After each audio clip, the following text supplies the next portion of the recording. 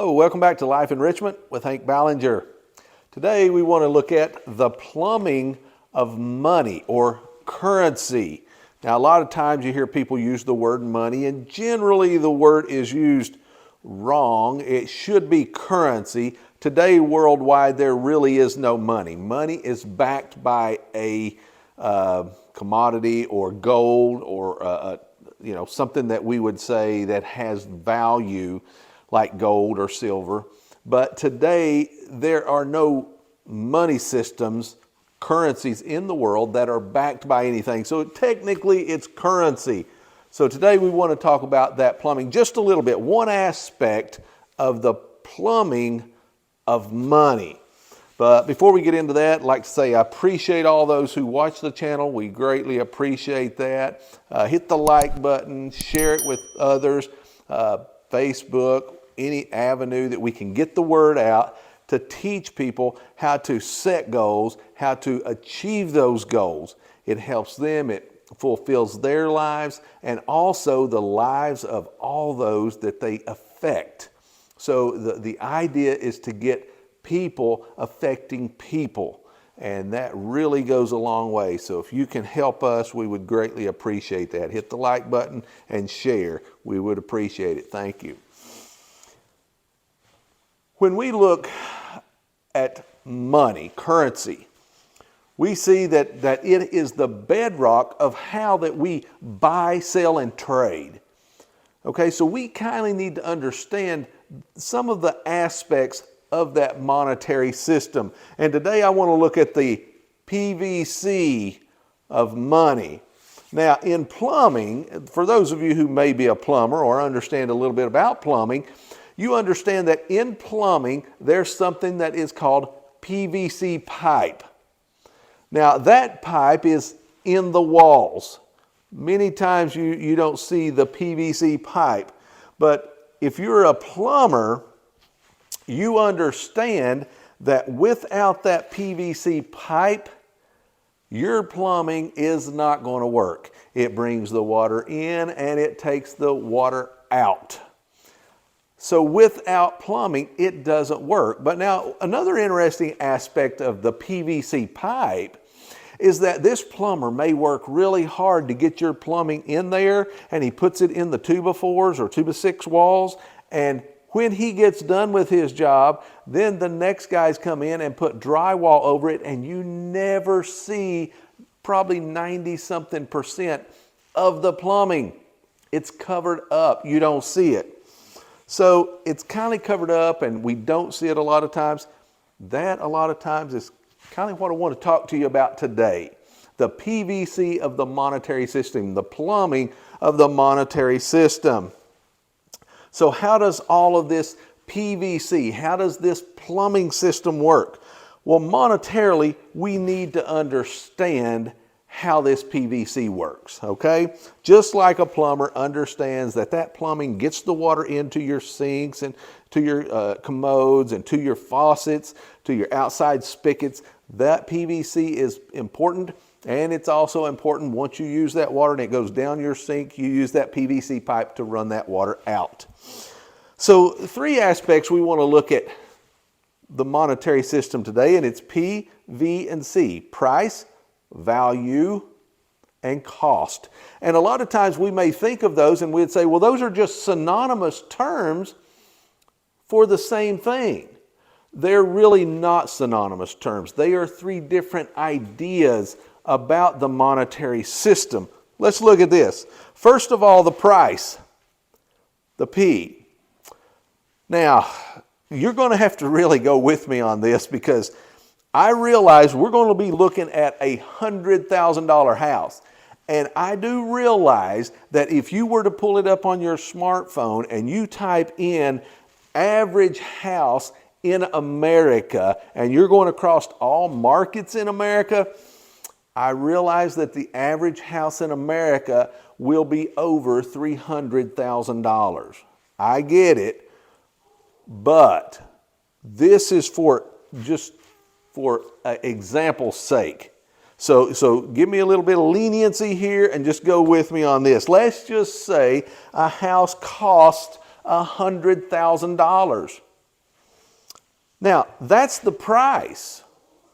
That's the price. And we would understand that, okay, that's the price of that. You go to town, you say, oh, here's some nice earrings, or here's a nice wallet, or here's some shoes, or groceries, whatever that I like. Well, what's the price?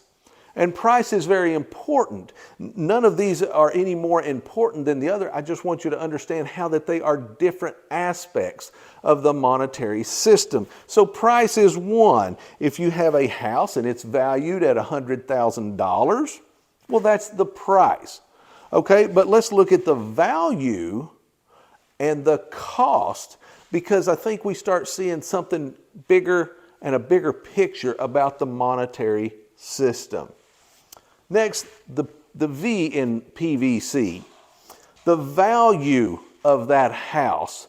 Now remember, we said it was a $100,000 house, but that's not the value, that's the price. The value of that house is that house gives us safety. Every night when we go into that house, we say we want a safe place to sleep. So we go in and we lay down in a bed, and we're not too worried generally about somebody coming in on us and attacking us. We're not worried about somebody coming in and stealing our stuff. We're not worried about animals foraging through our house while we're asleep. So we have a degree of safety in that house. So that house has a value because it gives us that safety. But also, when it rains, we don't have to worry about the rain or temperature or weather, because we have the safety of that house. That house has a great value to us, more so than just the price. It has a value in the safety, not only in the rain, but also in the summertime. We keep that house cool. We get hot working outside. We can come in, we sit down and we're like, oh boy, it feels good in here. It's good and cool. Or if it's very cold outside in the wintertime, we come in the house. I remember I live in Richmond, Kentucky, and in the wintertime it can get pretty cold. So we come in and the house is good and warm. Maybe we got a fireplace, and it gives us that safety. So that safety is a great value for that house.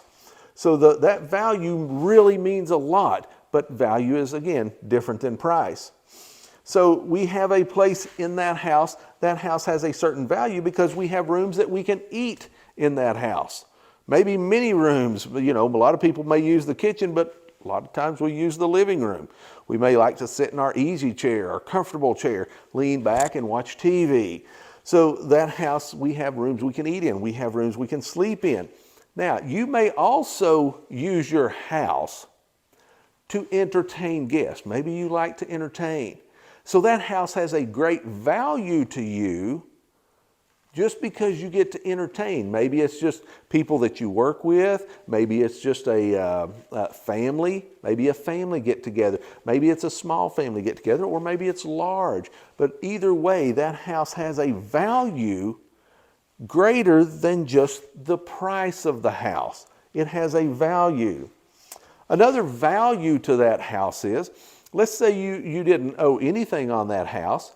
You could leverage against that house, take money against the house to buy income-producing real estate, and then you have income in and above that's greater than the debt service to the bank on that payment. So you have income-producing property. So that house now has a greater value, not just for safety or eat and sleep and entertain, but you now have borrowed against it to buy income-producing real estate that you may then take and leverage against that property sometime in the future to buy another one, and then leverage against those two to buy two more, then leverage against those four to buy four more, leverage against those 8 to buy 8 more, leverage against those 16 to buy 16 more. And it keeps going just because you leveraged against that house. And do you see the value that that house could give you just by getting you started in buying real estate? So the value of that house is many aspects. It's not just the price. The price may be a value. If you got it at a really low price, you may say, well, that is a value, but the value is different than the price itself. Some houses, they may not have a lot of value. Maybe you don't like to entertain. Maybe it's not very safe. Maybe it doesn't have the value you would like for it to have. But many houses have value that is different than the price. Now let's look at the cost. And this one is very, very important. And this one will kindly lead us into the next video that I will put out sometime probably next week. The cost. What is the cost of the house? Now, a lot of people would go back and say, well, the cost was $100,000. No, that was the price. What did it cost you to get that house? Now, let's say you worked for 30 years. You put that home on a 30-year loan from a bank. You had a debt service with that bank for 30 years. It took you 30 years of work for maybe you and your wife. So collectively, you had 60 years of work to pay that house off. Okay, so you have worked for 60 years, 30 years in a consecutive line, but because there's two of you, that's 60 years combined total. So that is a lot of cost. It cost you a lot to pay that house off. A lot of cost there. Now let's say you worked, and not only are you going to work and pay that house off, but also let's say this is a house that you designed. It's a house you're very passionate about. You designed it, you put it on paper, something you really have a desire. You want to build a nice structure. So you design it, and maybe you GC. Maybe you do a lot of the building. Maybe you do a lot of the physical building of it. So this house now has a great cost for you. It costs you a lot of sweat, blood, and tears. Okay? And a lot of people in the industry call this sweat equity. Maybe you did the electric, maybe you did the plumbing, maybe you did the flooring, maybe you did the painting, maybe you did the framing, the roofing, maybe you did a whole lot of it. So therefore you have a lot of sweat equity. You're not paying somebody else for that. So the cost of that house, it cost you a lot. Okay? So even though you may have paid, the price may have been $100,000, but the cost was you had to design it, you had to build it, and then you had to work for 30 years to pay that rascal off. That's a pretty steep cost, isn't it?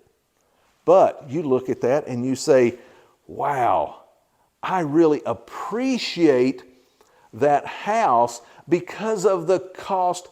Not so much just the price, but because of the cost, what actually went into me being able to buy it, build it, whatever, or you being able to design it, build it, and pay it off in 30 years.